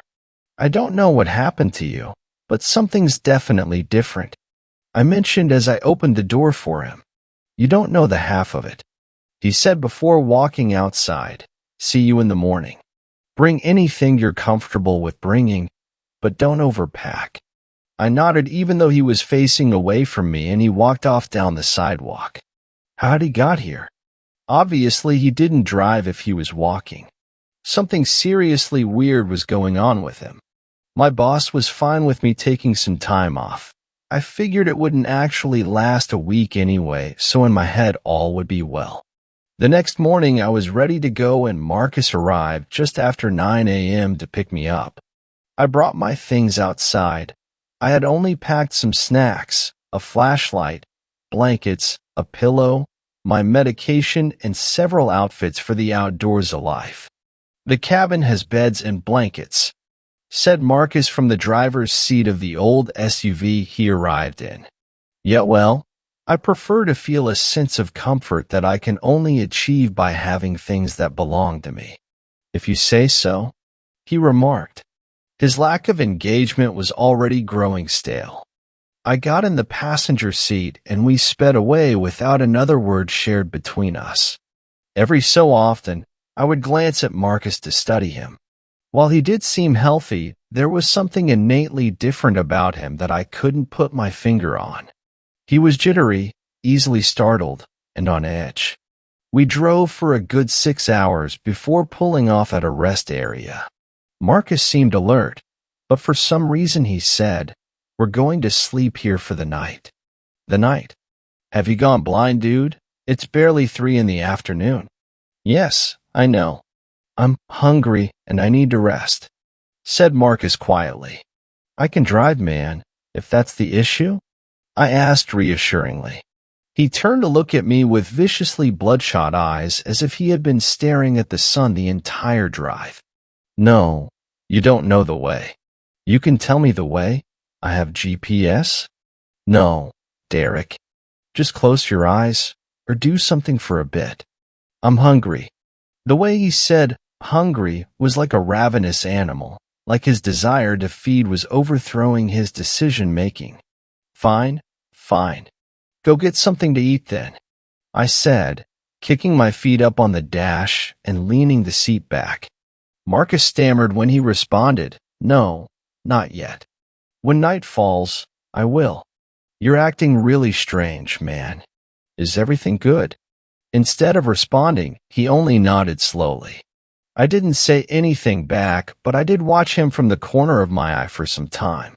I noticed he was watching every single person who walked into the rest stop, like a starving fiend. I passed the time by reading on my phone, listening to music through my headphones, and after night fell, I closed my eyes. Up until I decided to try and sleep, Marcus hadn't taken his eyes off the entrance of the rest stop.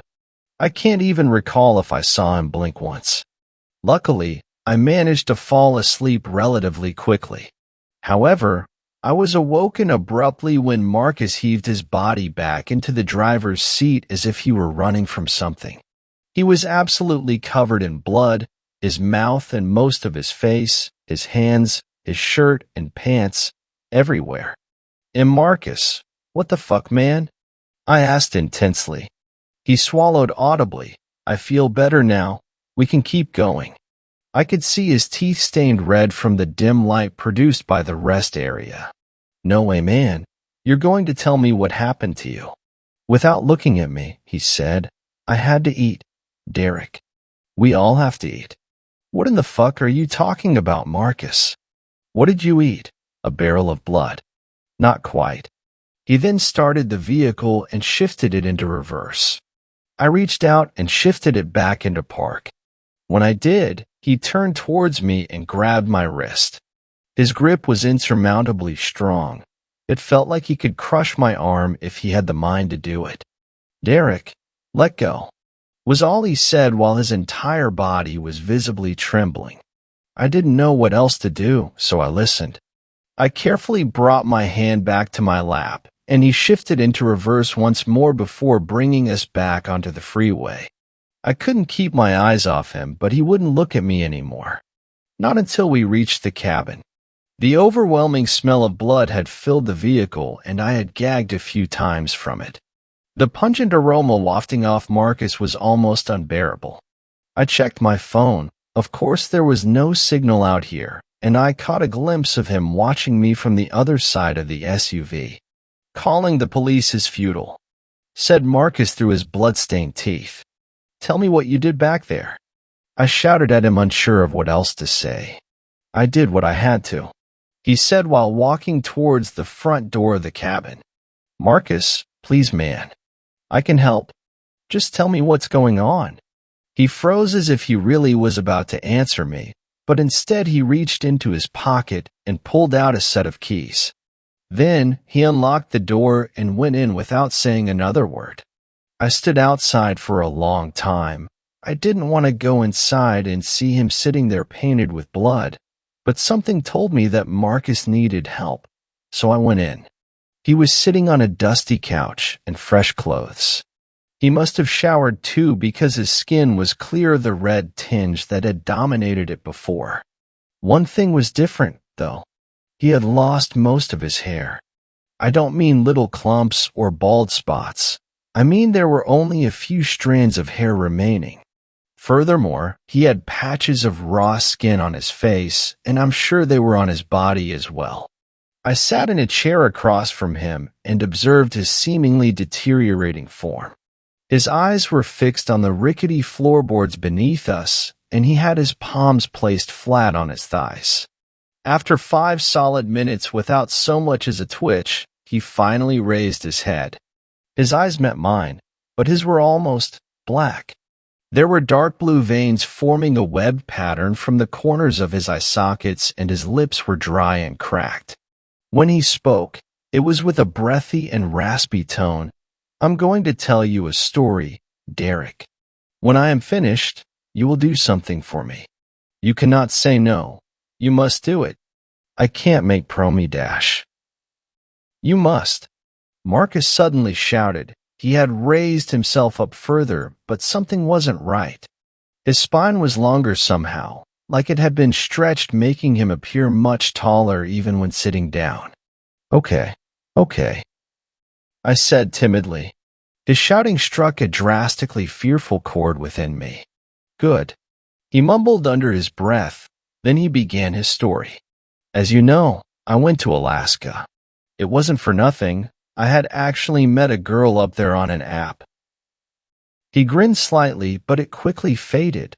When I say this, I mean it. She was perfect. Well, for me at least. He stopped for a moment, and I noticed he was eyeing my hands, but then he continued. Anyway, her name was Claire, and we really hit it off. It was one of those love at first sight moments. Seriously, Derek, she was everything I could have ever wanted or needed in a woman. I uttered a sound of acknowledgement, so he knew I was listening as he went on. She was a simple person, and she lived in an old town. I can't even remember the name of it now, but we made a life for ourselves there. However, she started acting strange. She would ask to have guests over constantly as if I wasn't enough. I don't say that in a jealous way. I mean, she literally wanted someone else over every single day, and she reeked of desperation. It was like her life depended on it. While he spoke, one of his fingernails fell off and landed with a quiet ticking sound on the floor. Marcus didn't seem to mind because he kept talking. Eventually, I caved. I invited one of her friends over, a local guy who worked at the town's bakery. About an hour before he arrived, Claire called me into the bedroom. She had this weird, almost evil tone in her voice, but I disregarded it. I thought that she may have been looking to get intimate before this friend of hers arrived, but that wasn't the case at all. "Are you sick, Marcus?" I asked as I watched 2 more fingernails slide off his fingers onto the floor. He didn't answer me, not directly anyway.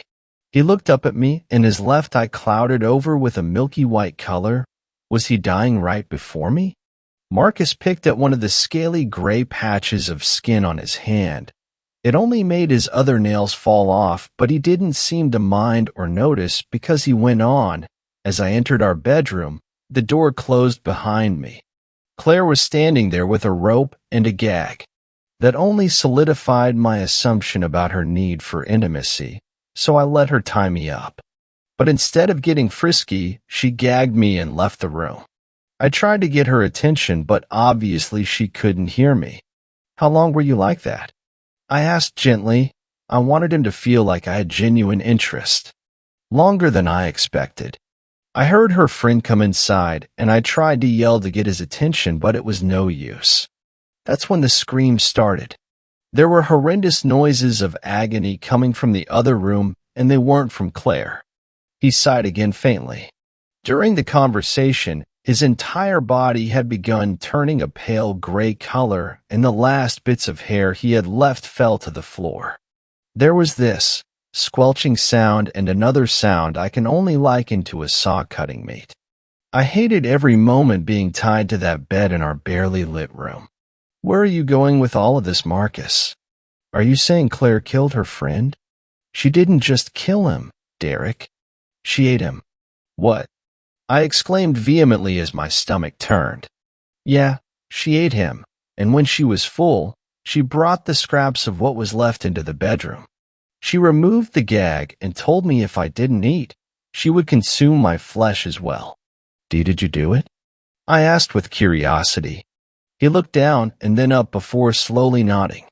I did. Marcus. Man, I don't know what to say. Just keep listening. He said solemnly. I had to hold my mouth open while she let the blood of her friend drip inside. She told me that if I did, then I'd never be sick again. I'd never worry about anything but eating. It made me remember all the times she had gone out for the night only to come back looking more youthful than before. I shifted in the chair and Marcus stared at my hands again for far too long. I was growing uncomfortable by his lustful gaze. The next time he spoke, his voice had diminished into something gravelly and hoarse. I did not fight her. I did what she asked. I hoped that she had just lost her mind, and when she was satisfied, I'd make my escape. But I was wrong. The flesh, that is, the consumption of it made me a new being. It gave me strength, vitality, and an iron constitution. I felt the best I had ever felt in years, but then came the hunger. Hunger? I questioned calmly, although I was reminded of when he mentioned how hungry he was at the rest area. Yes, Derek. The hunger for human flesh was insatiable. It didn't matter how much I ate. My body would feel like it had been further deprived of sustenance. I craved warm, running blood, almost like a vampire, and Claire did too. Before we knew it, we had slaughtered the entire town and nobody saw it coming. But after that, Claire, she turned into something feral, something less human and more animalistic. Like you are now? I asked with a hint of concern. Yes, she became this creature. It was grotesque and malformed. She wasn't my Claire anymore. So, I did what any loving partner would do. I put her out of her misery. You killed her. I ended her suffering. I see. That's when I came back down here. I couldn't live up there alone, but I also realized I couldn't be left alive at all. Derek, I desperately want to be with Claire again, whether there's still a place for my soul in heaven or if I'll be sentenced to an eternal hell for the things I've done. As long as Claire's there, I'll be happy. What are you saying exactly, Marcus? I want you to kill me. You, what? I admit, I chuckled a little because the notion was ridiculous. I want you to take the shotgun out of the gun safe and blow my fucking head off so I can't devour another innocent person. Marcus was being serious. I could tell by his tone, and the longer this conversation went on, the more his body changed. I finally managed to ask the question I desperately wanted to know the answer to. Did you eat someone at the rest area? I ate an entire family, he said without remorse. I didn't know what to say. What could you say? All I could do was gasp while remaining at a loss for words. I called the police from the pay phone afterwards, so they should be there now. He began harshly. I chose that particular rest area because the cameras don't work. I had staked it out before even coming to you. It was all planned. But I did it for you. For me. You ate an entire family for me. No, I mean, I made it so you couldn't be connected to what happened. The police are none the wiser, and in reality, you've done nothing wrong. This is fucked up, Marcus. I know. I'm sorry, Derek. I need you to honor my request now, though, before it's too late. What happens if I don't? I asked out of curiosity. Marcus stood up hulkingly tall and groaned a bellowing, low, rumbling roar. You cannot deny my desire for death. In my pain, like I ended the pain for Claire. His breathing was rapid and fierce, but he managed to calm himself down. I apologize for scaring you, he said in his gruff voice. Marcus, you were my best friend once. I can't kill you. You have to. This is why I came to you, because you still are my best friend, and I didn't want to ask a random stranger. They wouldn't understand, but you can understand.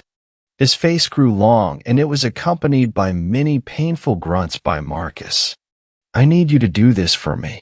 I do not want to hurt anyone else. Even now the hunger calls to me. It is taking every ounce of strength I have left to resist lashing out at you and devouring every tasty morsel of flesh covering your ripe and ravishingly delicious body. He shook his head like a madman before his eyes met mine once again.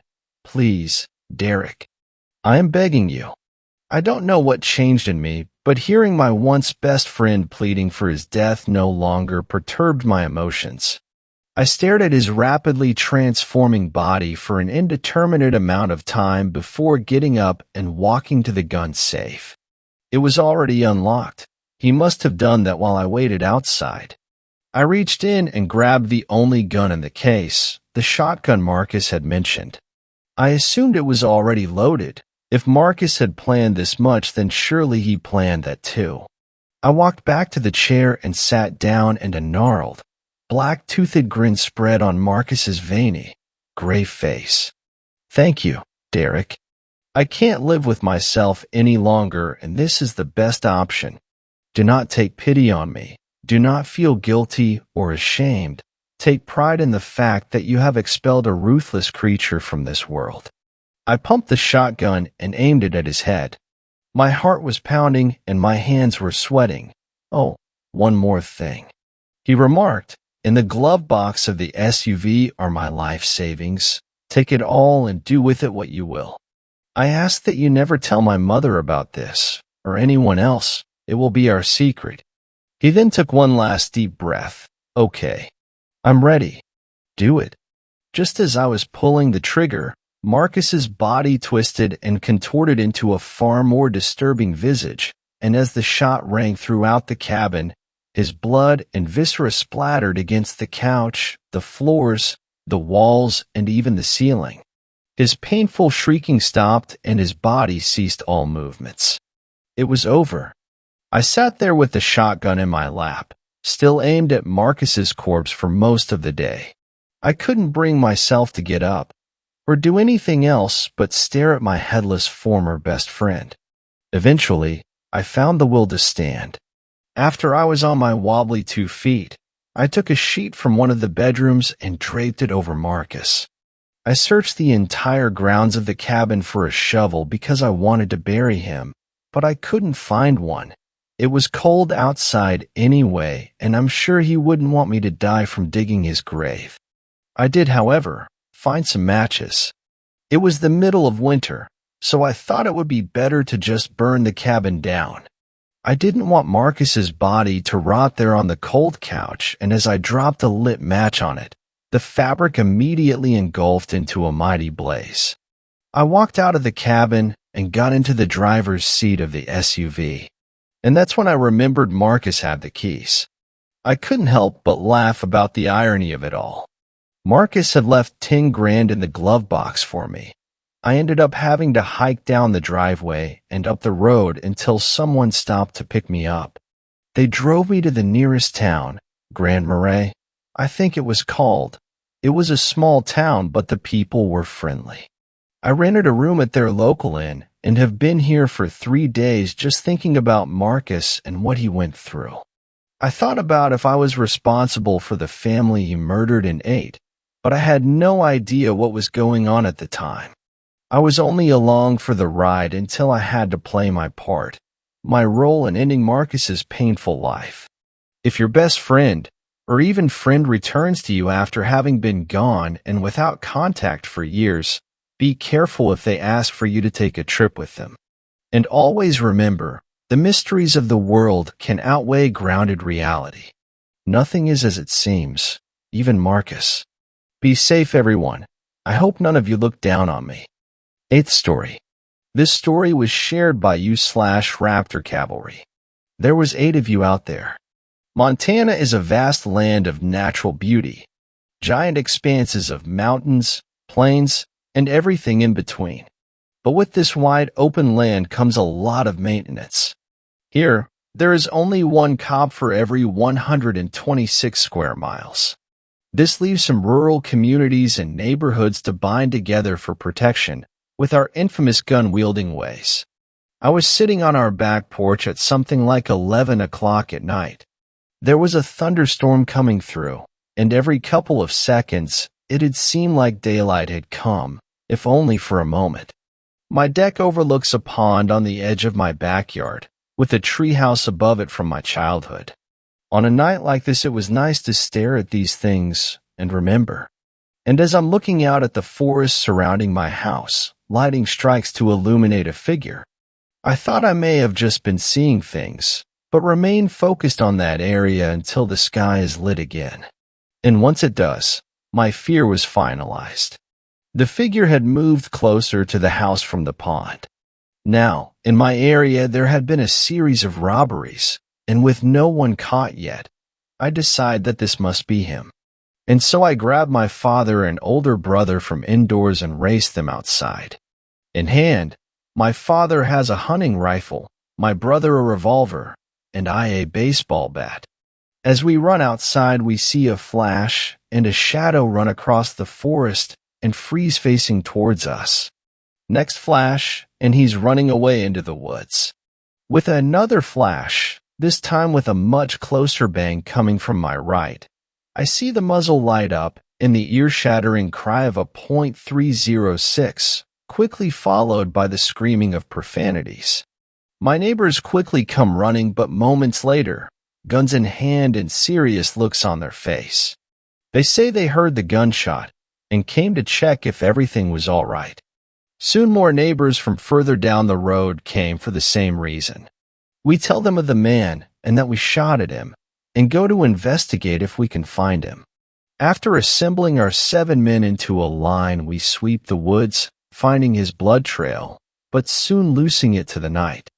We search for what seems to be an hour, hearing and seeing nothing but some coyotes and deer, and we return to my house. Upon arrival, my mother greets us in the garage and has cookies freshly baked on hand.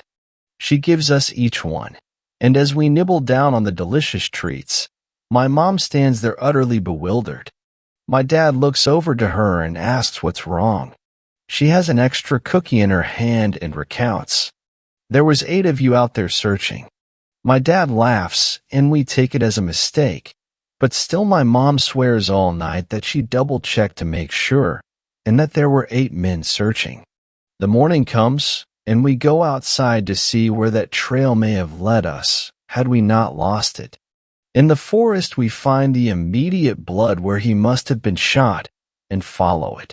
As we do, we find it loops back around to where we gathered with our neighbors, and a dried pool was there. We find that it goes in a sweeping motion back and forth through the woods. We find that it goes almost back to our garage before it darts off back into the woods. There was 8 of us out there. 9th story. This story was shared by you/Queen Meowco. The Wendigo. I am a fan of horror games. I don't play them, but I love watching my favorite YouTubers play them. In fact, my favorite YouTuber who used to play horror games is H2O Delirious. One of my favorite games that he played is Until Dawn. I love it because it deals with a cultural monster, the Wendigo. The Wendigo is a monster who craves for human flesh. Wendigos were once human, but because they started to eat human flesh, they turned into Wendigos. Wendigos are able to imitate other people's voices to trick their prey. Wendigos are able to hear heartbeats from miles away. They are also really fast. I am starting to go off topic. Here is my story. I had my own experience with the Wendigo. I live in a small town near the forest. I won't reveal where the place is because I am still afraid that it is still there. A friend and I, a female girl that is a year younger than me, decided to walk in the forest by ourselves. There aren't any dangers in the forest since we were still close to town. We stumbled upon a 2-story, worn-down cabin while walked near the outskirts of town. Most of the second story was non-existent. It seemed strange that it was still up and no one torn it down.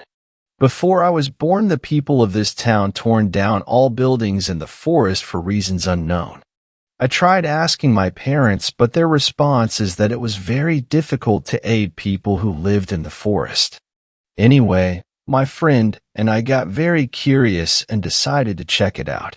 We were quiet upon entering the cabin, which now that I am looking back at it, I am very thankful that we were quiet.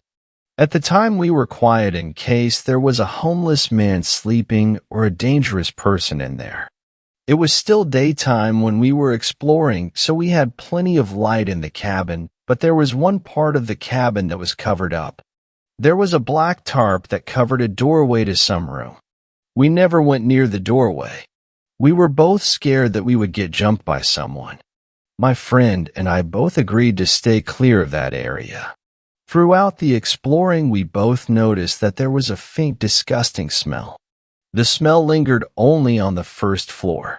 Although the reason is because since the second floor is open, the wind would blown off the smell away. Plus there must have been dead animals beneath the floorboards or something. It was only when we got near the closed-off room did everything went downhill.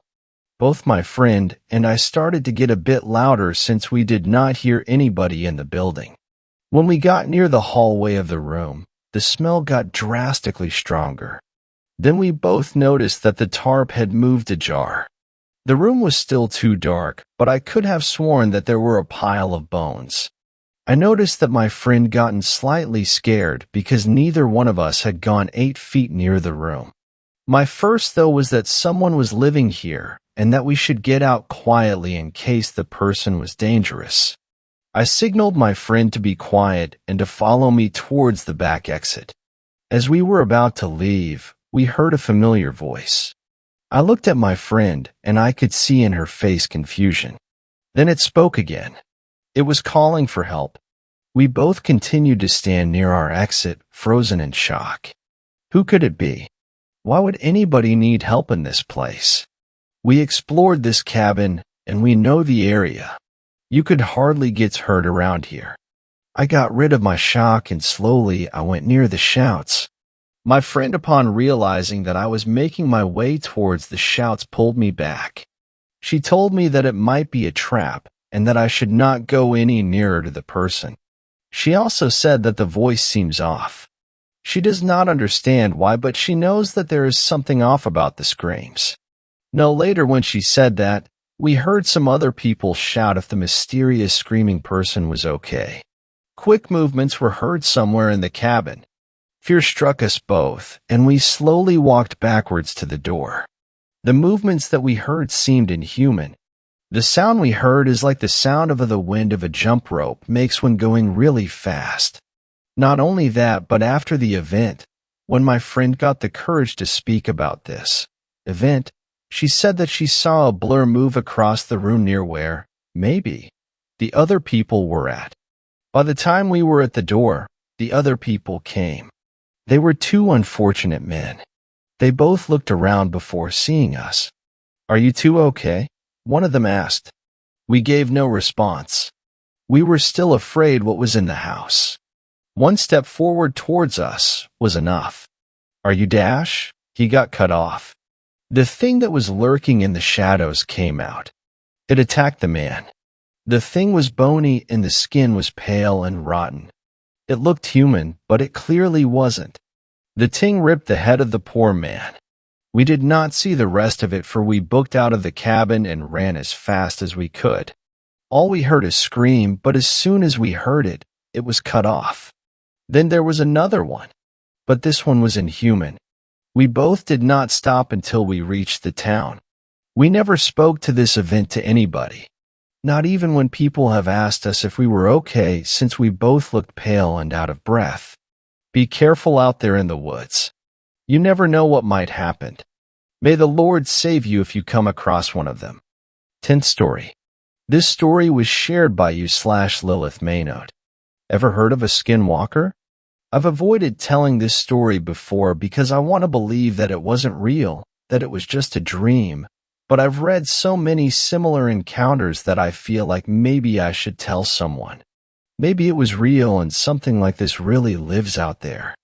I wish I'd known it was possible back then. The story starts at my aunt's house. At the time, my mother and father were going through a divorce. I was about 11 and my younger sister was only 6. The details of the divorce don't really matter, but we were staying at my aunt's house with my mom until she could find a place she could afford on her own. My sister and I were too young to fully understand, so it was almost like a vacation. It helped that my aunt had a really cool house.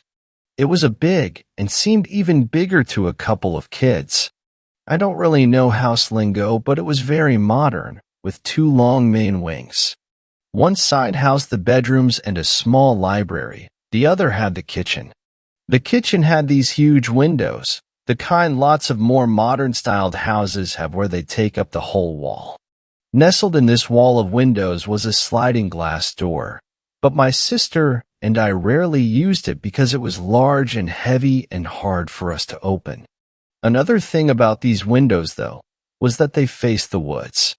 My aunt's house was surrounded right on the edge of a large wooded area.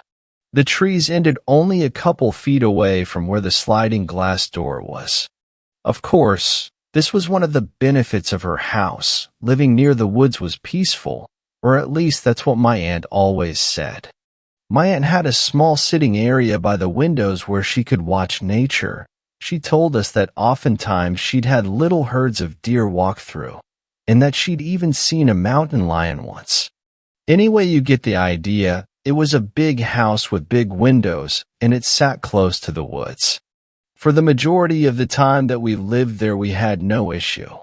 My sister and I would even go play in the woods, always staying inside of the house. My mother would often sit in the sitting area by the windows and keep an eye on us. We'd play hide and seek, or tag, or see if we could climb the trees. Things changed at night, though. I hated those windows at night.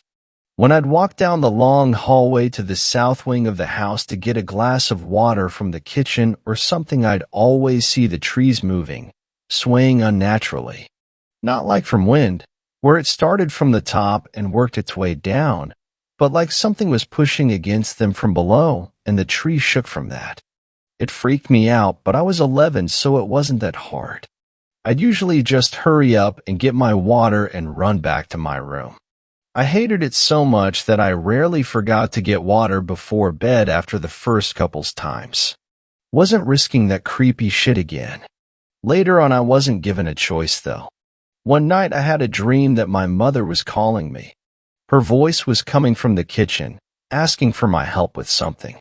I stood up from bed and made my way towards where she called, my brain fuzzy from sleep. Her voice was soft, but it carried to me as I walked, warm and familiar.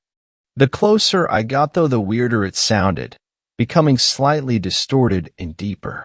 It was like a mix of my mother's voice with some animalistic cries that just got louder until I was shocked awake, just before I stepped through the doorway into the kitchen. I quickly looked around, confused. My mom wasn't there, and the whole house was dark except for the moonlight that illuminated just enough of the room for me to know it was empty. I shrugged it off as a sleepwalking dream, though I'd never had one before, so I turned around and walked back to my room. A few nights passed before it happened again. This time, it was my father who called me. "Please," he called, "I need to talk to you. Come here." Just like last time, I stood up from my bed like in a trance, aware and unaware of what I was doing. Each step brought me closer to the kitchen where I could hear my father, his voice becoming more gravelly and broken as I walked. I stepped into the kitchen and thought I saw him there, standing by the kitchen island, illuminated in the moonlight. He turned and looked at me, and I woke up, realizing there was nothing there after all. It took a few days again, but on the third night I heard my little sister. She was crying for me, telling me she hurt herself and she needed my help. I stood up and started hurrying to the kitchen, ever the big sister. This time I barely noticed when her voice started changing, becoming a distorted gasp as I drew closer. I stepped into the kitchen and saw her. She was knelt crying on the ground near the windows. I started to walk over to her but stopped when I realized something. She was kneeling behind the glass. She was outside. Her cries became a laugh, and I startled awake, but I still saw a shape kneel just outside the window. Only it was bigger and dark and misshaped. I screamed in terror and it moved, faster than anything I'd seen before, disappearing into the woods. My mother came running from her room, turning on the lights and comforting me. I'd told her about the sleepwalking in passing, so she chalked it up to me still having been asleep when I told her about the monster. She walked me back to my room and had me take some sleeping medicine to help me get back to sleep. After that, everything seemed like it might be okay. A week passed, and then two. My mom found a nice apartment that she planned to move us into. My sister and I were sad to leave, but I was secretly relieved. I've been on edge every night since it happened, wondering if it would call to me again. But everything was silent until the night before we were meant to leave. I was just starting to drift off to sleep when I heard shuffling outside my door. I froze, certain that the monster had returned for me, that it had somehow gotten in the house and was about to open my door, but the sound simply moved past me and down the hallway toward the kitchen. I stayed where I was, waiting to make sure it wasn't a trick, then got up as quietly as I could and crept over to the door. I hovered, unsure if I should open it. After a few seconds, I made up my mind to run to my mom's room and wake her up. I slowly cracked open the door and peeked into the hallway towards where the sounds were coming from. There, at the end of the hallway and shuffling into the kitchen, was the form of my little sister. I blinked and then squeezed my eyes shut and opened them again, making sure I wasn't asleep. But no, she was real, and she was disappearing into the kitchen right before my eyes.